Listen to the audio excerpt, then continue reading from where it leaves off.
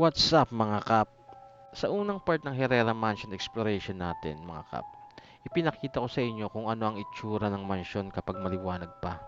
Ngayong gabi, samahan nyo naman ako na pasukin yung mansyon ng madilim. Tara, pasukin na natin. Nandito tayo ngayon sa Herrera Mansion. Nakuha natin akitin.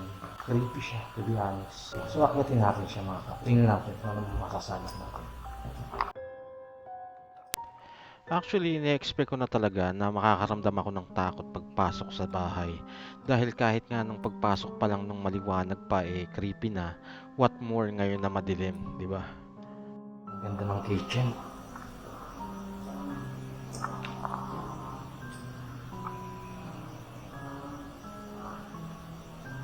Mamaya akit tayo mamaya. So, dito daw, sa kitchen na ito, may nakarinig silang ingay. Sabi ng caretaker. Dito tayo minsan may naingay, may kumakalampang.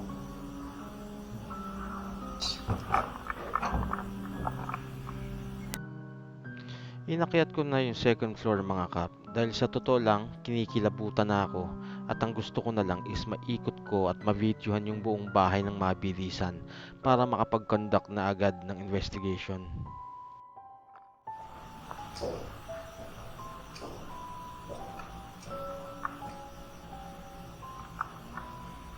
Nakakatakot.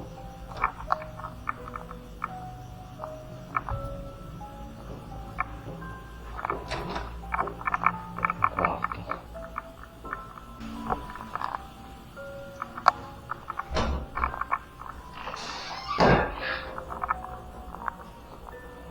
Banyo siya.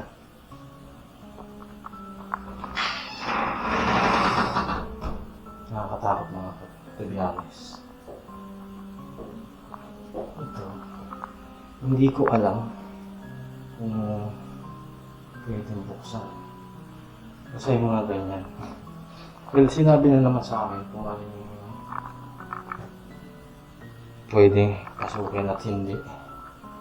So, stick tayo dun. So, kung ano yung nakalak, huwag natin pasukin. Maayos pa yung structure.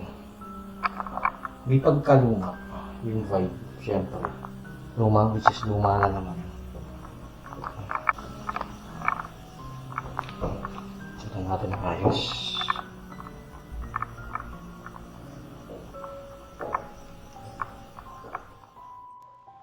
Heads up mga kap, sa start pa lang, nagtanong na ako kung alin yung pwede at hindi pwede pasukin ng mga kwarto. At ang sabi sa akin, 2 rooms lang yung nakalock and definitely hindi pwedeng pasukin. Pero itong pintuan na to, ipinakita na sa akin ito ng caretaker kaya ang alam ko, pwede talaga to pasukin. At bukod sa 2 kwarto nakalock na nabanggit ko, may mga terrace din na nakalock gaya nito. Hindi mabuksan.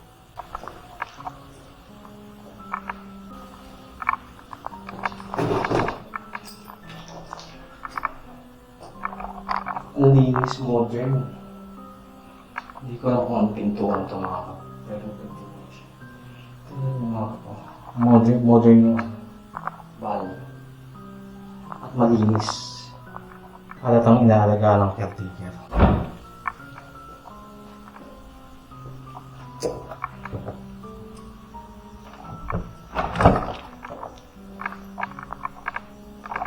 Sarali natin.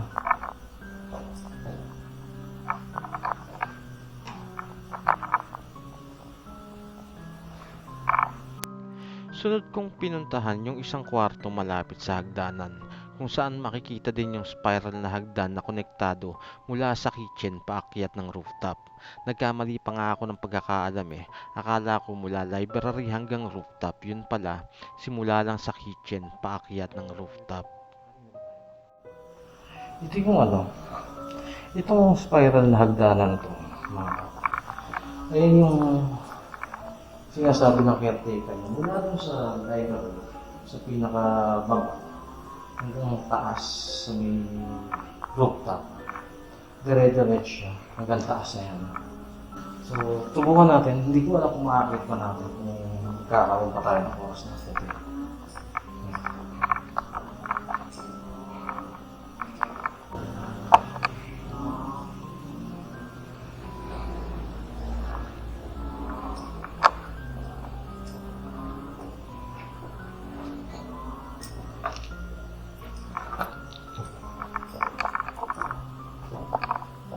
Ito hindi ko alam kung napasok na natin to.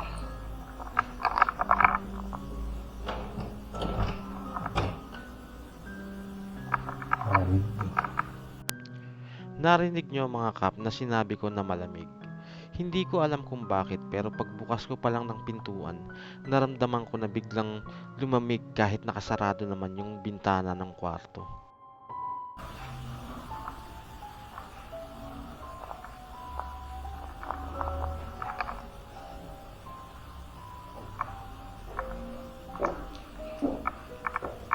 Mukhang bubuksan ba? Huwag na. Kaya higa, plastic pa. Halatang iniingatan nila. Creepy yung tingnan yung mismong bahay mga kap. At yung loob. Pero yung may mga gamit talaga na maayos pa.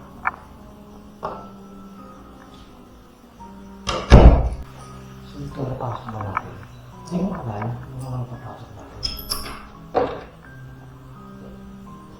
At hindi pa. Sa naaalala ko sa kwento ng caretaker mga kap, dito sa kwarto na to, dito daw madalas na may nakikitang babae daw na nakaputi yung mga tao sa labas. Nakadungaw lang daw yung babae dito sa bintana.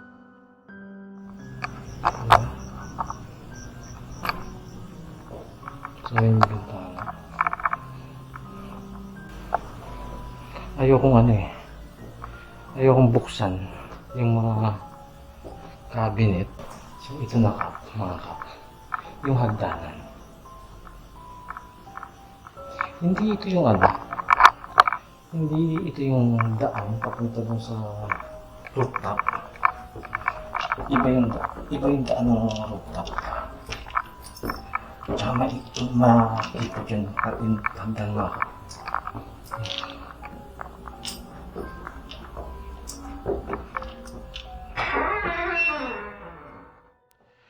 Dito sa kwarto na to mga kap, meron ditong secret room. Maliit lang siya at maskip yung daanan. Taguan ng mga pugante nga ang tawag ng caretaker eh. Pero attic siya mga kap. May siya. Ang sabi ng caretaker, ano daw to? Tawag na, taguan ng mga pugante. Ito. Kasi parang attic daw. Kahit sobrang sikip ng daanan mga kap, sinubukan ko pasukin kahit hanggang dun lang sa maliit na pintuan para lang makuhanan ng video yung loob.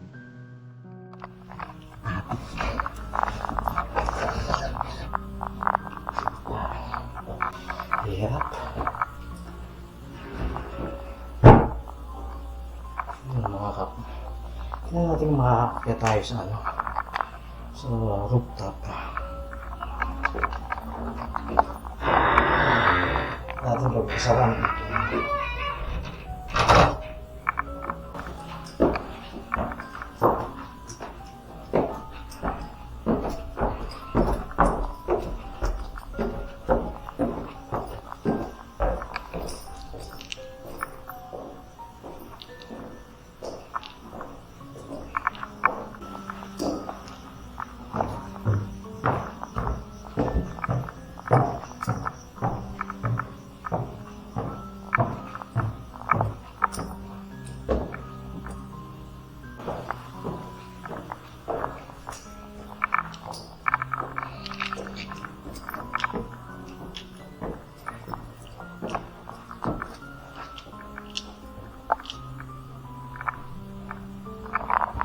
Nakalak. Hindi ko napasok dito.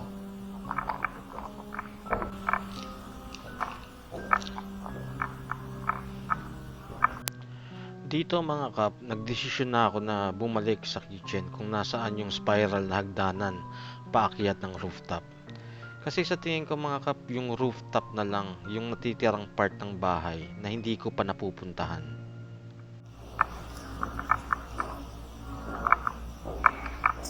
Kasi ba? Hindi ko lang kasi tayo mga kap. Subukan ba natin?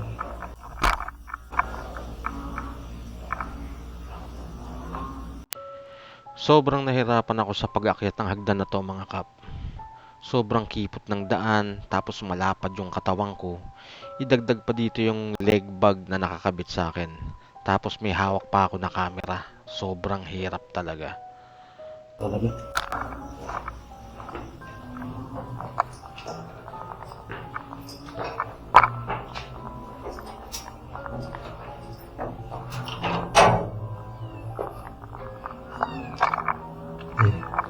Ay, may mingming. Shit.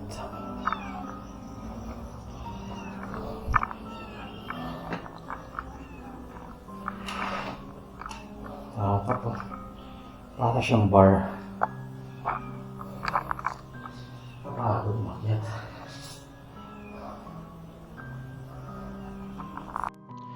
Ayon sa caretaker, dito daw sa rooftop na to, dito daw sila nakakita ng nakasilip habang nag-uusap silang mag-asawa sa ibaba.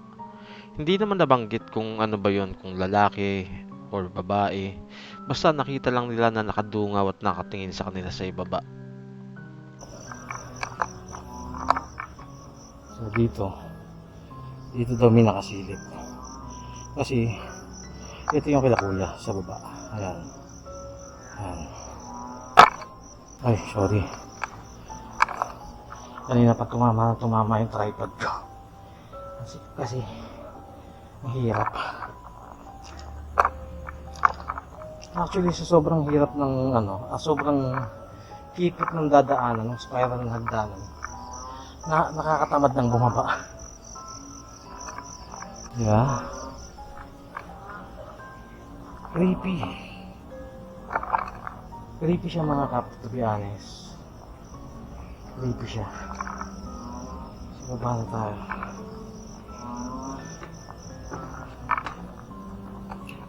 Mingming, padang mingming. Baba ka na mingming. Saan ko natin?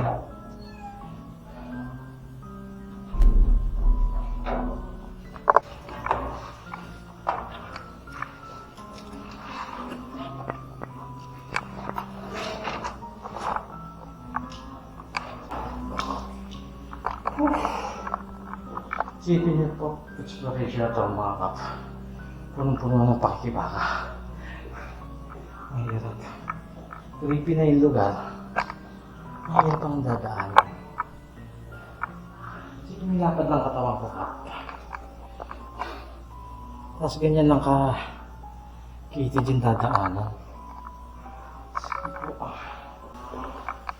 Isipin mo lang.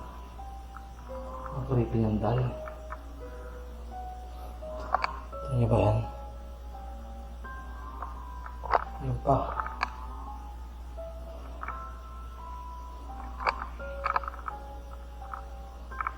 Ang dami mga antigo rito.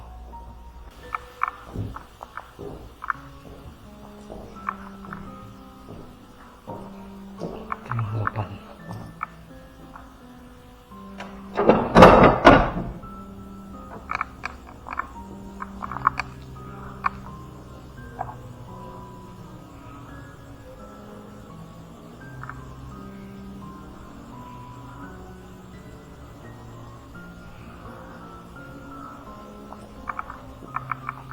Sabi na ni Kuya, ng caretaker,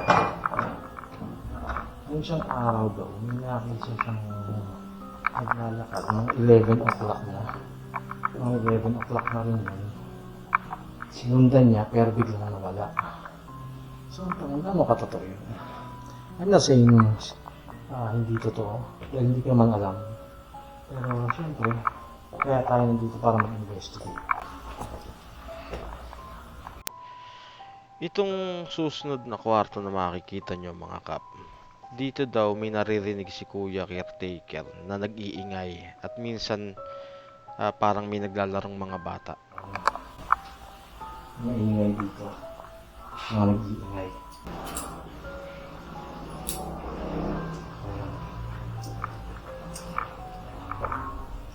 Ito naman mga kap, yung basement or library kung saan tayo magkoconduct ng investigation.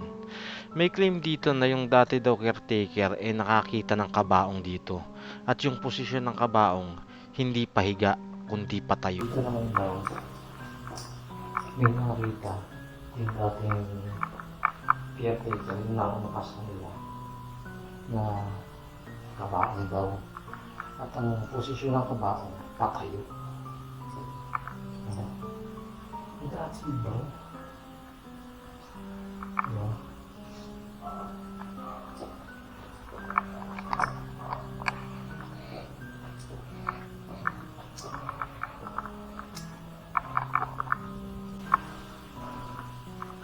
Diba? Tungkal siya. Diba? Kung may Paulo Coelho dito, diba?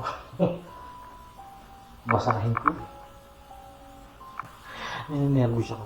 Totoo lang, mga kap.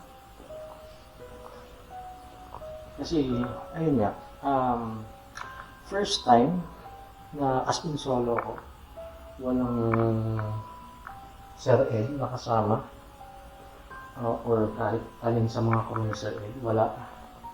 Kaya sila Sir MJ, wala.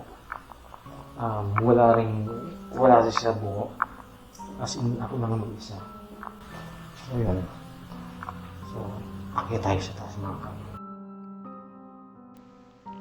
Since naikot na natin yung loob ng bahay mga kap, hayaan nyo na ipakita ko din sa inyo kung ano yung nasa labas.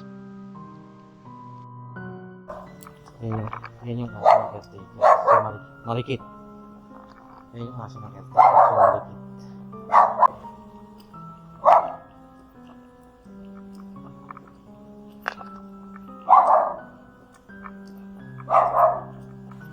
Ito ay 1928 pa.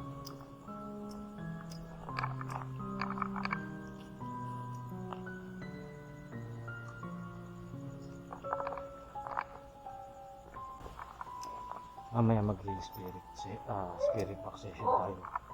Ito ang sa may library. Ayon sa caretaker.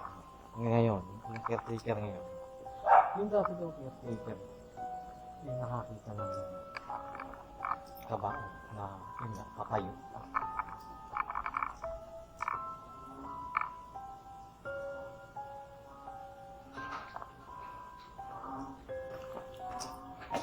Ito ang magic mga kap. CR. Pero, yan na yung ano. Oh. Ito dito mga katiwan. Sinasabi na yung mga kapos din. Hindi ito yung library. Kung saan tayo mag-spirit box. Pero, meron din daw na kikita rito. Sabi ni Kuya. Sa mga oras na yan mga kap, since naikot na natin yung kabuuan ng mansyon, naisip ko na simulan na yung investigation. At ang isa pa, dahil nalibang din ako na ikutin yung buong bahay, hindi ko namalayan yung oras, hindi ko namalayan na madaling araw na. So ngayon mga kap, nakita natin yung bahay. Tingnan natin, mag-investigate na tayo kung totoo yung mga sinasabi nilang kwento ng kababalaghan dito sa bahay na bato.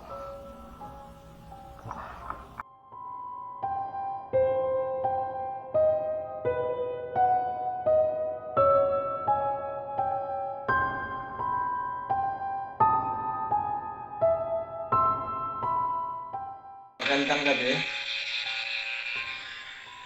Ako si Solja. Nandito po ako, hindi para manggulo. Gusto ko lang pong malaman kung may kasama ako dito ngayon. Ano po yun? May kasama ba ako rito?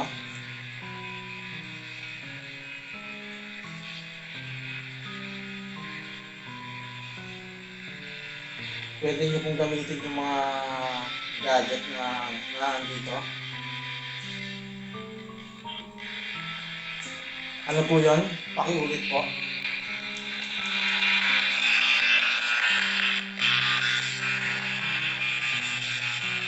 Anong pangalan mo? Yung nagsalita. Anong pangalan mo? Ha? Ilang kayo dito?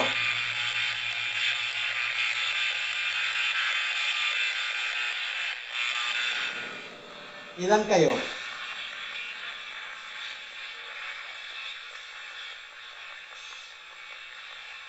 May narinig akong boses ng babae at lalaki. Ilan kayo? 3? Ilan? 3. Okay. Kahit sino sa inyo, kung nandito kayo, pwede nyo bang pailawin to o kaya hawakan nyo kahit alin sa mga gamit na nandito sa lamesa. Kaya ba? Pailawin nyo nga. Ito. Huwag kayong matakot, hindi kayo masasaktan dyan.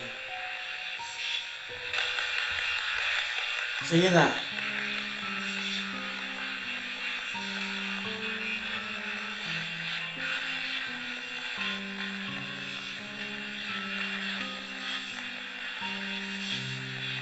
Sige na. Hawakan nyo kahit alin dyan.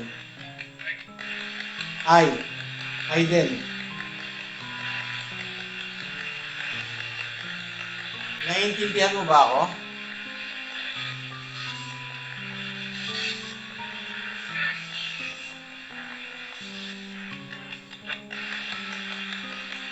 Sige na, alam ko naman nandito ka. Kahit alin. Dito, hawakan mo lang to. Hindi ka maano nito.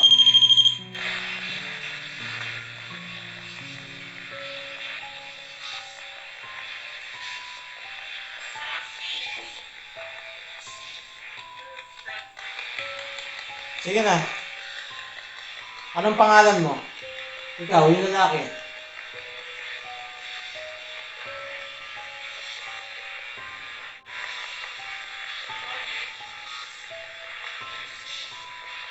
Nate. Ang dami ko naririnig.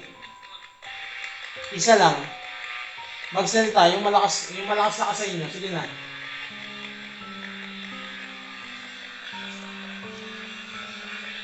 Sa totoo lang mga kap, marami akong naririnig na salita sa spirit box. Kaya lang napakahirap intindihin dahil na rin sa ingay ng pag-sweep or yung paglipat-lipat ng frequency.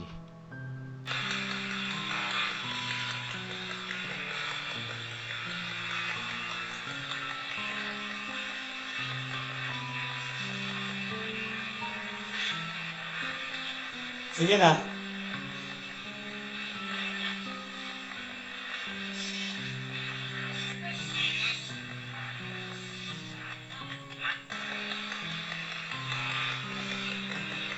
Kailangan mo to.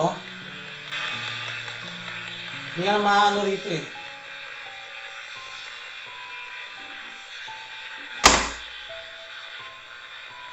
Sige na.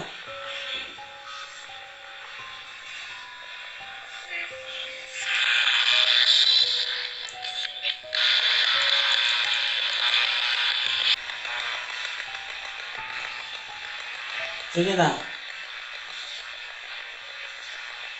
Naririnig mo ba ako?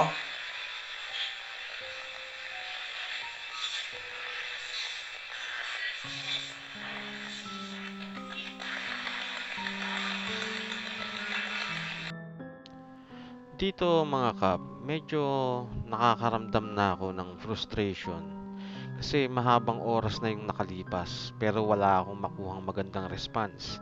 Kaya feeling ko pinagdamutan ako eh. Kasi yung ibang mga napapanood ko na nagpunta dito sa Herrera Mansion, napaka-responsive sa kanila ng mga spirits. Kung spirits nga talaga yun, no? Pero sa akin, napakatumal. Pero ganun talaga eh. Ganun talaga ang ghost hunting. Gugugol ka talaga ng pagod at oras. At kailangan talaga mahaba ang pasensya. Kasi sabi nga, hindi daw sa lahat ng tao responsive yung mga entities. Pwedeng makipag-communicate sa iba, tas sa'yo hindi. Pwedeng magpakita sa iba, sa'yo hindi. Kaya kung nanonood kayo ng mga ghost hunters, tapos grupo sila, tapos sabay-sabay sila, lahat sila nakakakita. Aba, mag-isip-isip kayo mga kap. Iba na yan. Dito, tinatamaan na din ako ng pagod mga kap. At ang matindi, nagugutom na rin ako. Naalala ko na meron pa pala akong natirang inumin and since wala na rin mabibilhan dahil madaling araw na, yun na lang muna siguro. Kaya naisip ko na iwanan na lang muna yung mga gamit sa lamesa habang nakaroll yung camera. Tas re-reviewin ko na lang kung may na-capture ba o wala. Iiwanan ko itong mga gamit. Patu- Bahala kayo, patutunugin nyo to. O ito. Or magsasalita kayo. Ano kahit anong gagawin nyo rito. Ha? Lalabas ako. Re-reviewin ko na lang ang camera pagka napatunog nyo.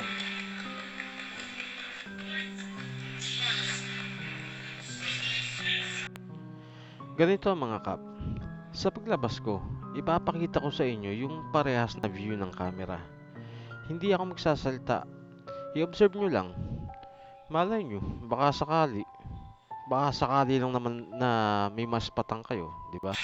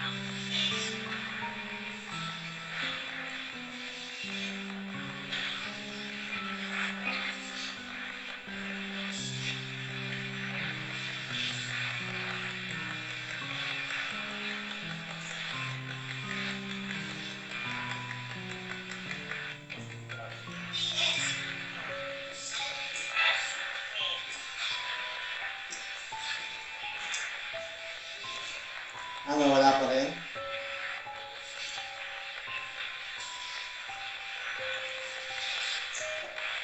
Sige na, uuwi na ako.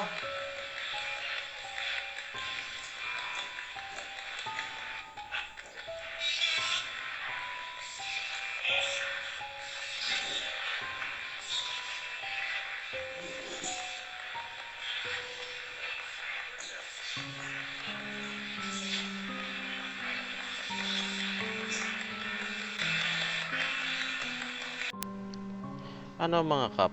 Anong nasagap nyo? May nakita ba kayo? Kung meron, i-comment nyo na lang ah.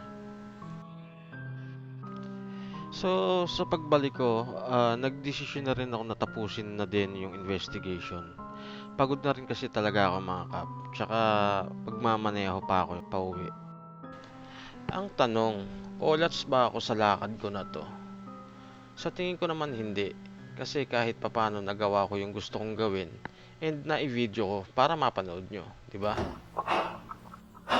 Alis na po ako. Salamat.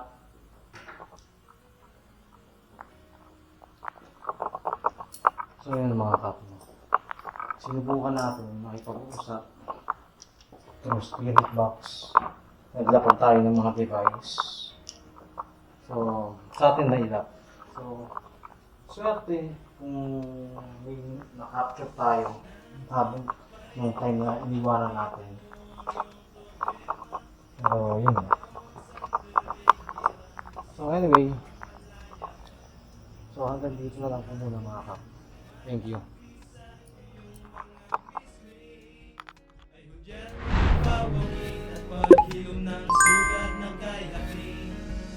Lumayo panandalian at iwanan ang realidad. Bahala na ang iyong mga paa kung saan mapapatpad. Gamitin mo ang oras, hanapin ang sarili at